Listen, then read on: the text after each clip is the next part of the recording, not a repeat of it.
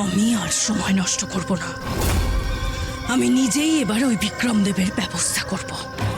জটিলা, আমি তো বুঝতেই পারছি না, এটা সামান্য ব্যাধ, এটা সামান্য ব্যাধের কাছে ভীষণ কেতুর মতো শক্তিশালী কক্ষস হেরে গেল কি করে? সেটাই তো আমিও ভাবছি জড়িবুটি। কি এমন শক্তি আছে ওই ব্যাধের? কি এমন করলো যাতে ওই বিষাণ কেতু ভয় পেয়ে পালিয়ে এলো? জড়িবুটি, কিন্তু আগে জানতে হবে ওই রূপনগরের প্রাসাদের ভেতরে কি চলছে। ডাকো রাজবৈদ্যকে।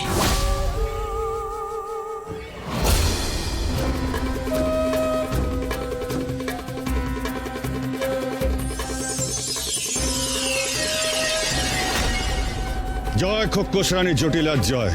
বলো রাজবৈদ্য, প্রাসাদে এখন কি চলছে? বিক্রমদেব রাজকুমারী স্বয়ংবর আয়োজন করেছে। তারপর কুমারদেবকে রূপনগরের সিংহাসনে বসাবেন। আমার মনে হয় স্বয়ংবর আর কুমারদেবের অভিষেকের মাঝের সময় আক্রমণ করার সঠিক সময়। আর কিছু? হ্যাঁ রানীমা, আরও একটা খবর আছে। কি খবর? আজ সকালে ব্যাধেদের সর্দারের ছেলের সাথে রাজকুমারীর চরম ঝগড়া হয়েছে। আর সেই ছেলে রাজকুমারী এবং রাজপেয়াদাদের চরম শত্রু হয়ে দাঁড়িয়েছে।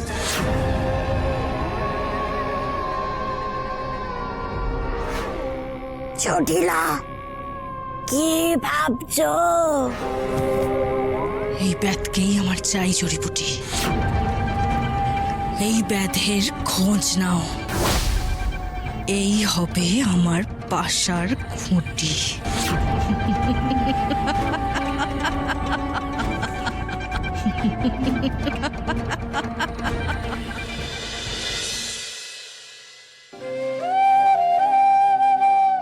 আপনি সুন্দরী হতে পারেন, রাজ পরিবারের সদস্য হতে পারেন, কিন্তু আমরাও ব্যাধ।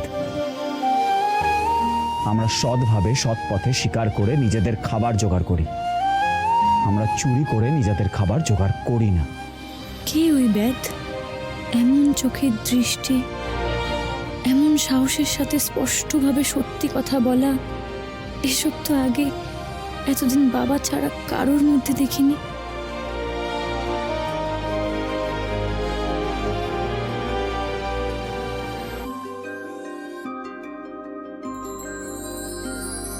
রূপমতি,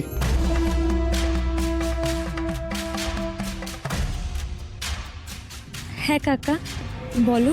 আমি 7টা মিত্র রাজ্যের রাজকুমারদের সাথে নিজে কথা বলেছি। তারা সবাই অত্যন্ত সুপুরুষ, বীর, বুদ্ধিমান, রাজনীতিতেও তুখোড়। সবার মধ্যেই রাজা হওয়ার সমস্ত গুণ রয়েছে। তবে তার মধ্যেই কুন্তল রাজ্যের রাজকুমারকে আমার খুব পছন্দ হয়েছে। এবার তুই বল মা, তুই কি চাস? আমি আবার কি বলবো? আমি তো ছোট মাকে বলেই দিয়েছি, তোমরা যাকে পছন্দ করবে আমি তাকেই বিয়ে করব।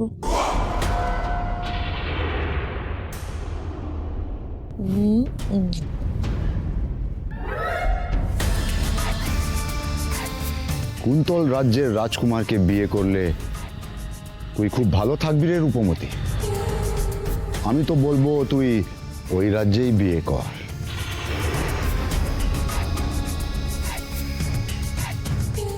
রূপনগর থেকে সবচেয়ে দূরে কুন্তল রাজ্য, তাই তোর বিয়ে তো আমি ওই রাজ্যেই দেব।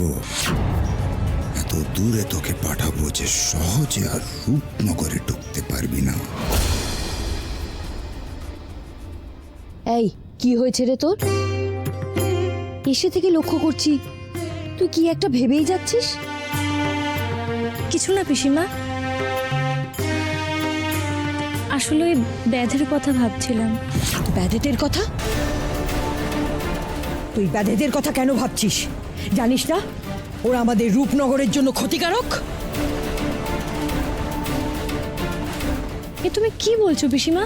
যা বলছি একেবারে ঠিক কথা বলছি। তোর বাবার কুষ্টিতে কি লেখা ছিল জানিস? লেখা ছিল ওই জঙ্গল যত প্রাসাদের দিকে এগিয়ে আসবে ওনার বিপদ বাড়বে। আর ওই জঙ্গলে ব্যাধেরা থাকে।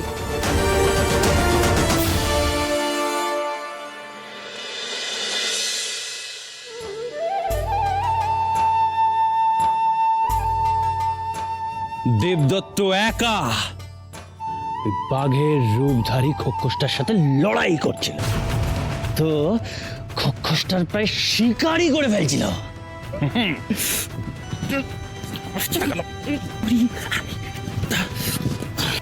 একেবারে বীরের মতন ধনুক তাক করে, একেবারে তাক করে, একেবারে তাক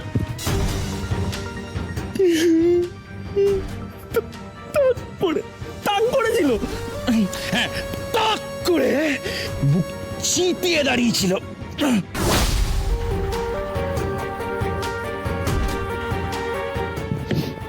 তারপর কি হলো? তারপরে আর কি হবে?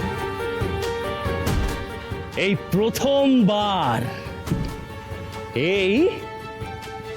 প্রথমবার একজন শোক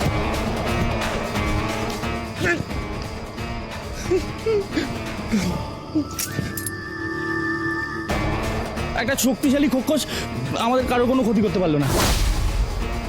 আর এই সমস্ত কিছু সম্ভব হয়েছে আমার বন্ধু দেবদত্তের জন্য।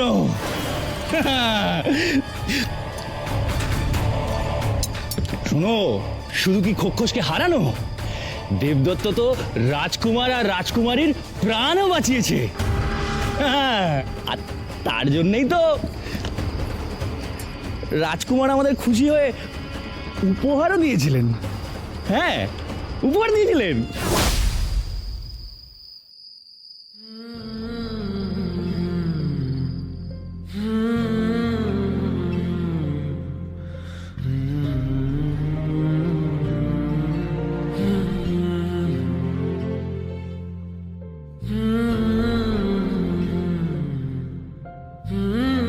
তোমরা তো দেখছি শুধু চোর নও, রীতিমতো ডাকাত।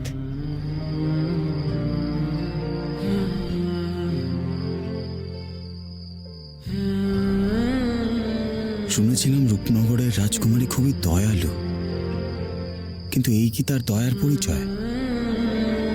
নিজের প্রাণ বাজি রেখে যে রাজকুমারীর প্রাণ বাঁচালাম, সেই রাজকুমারী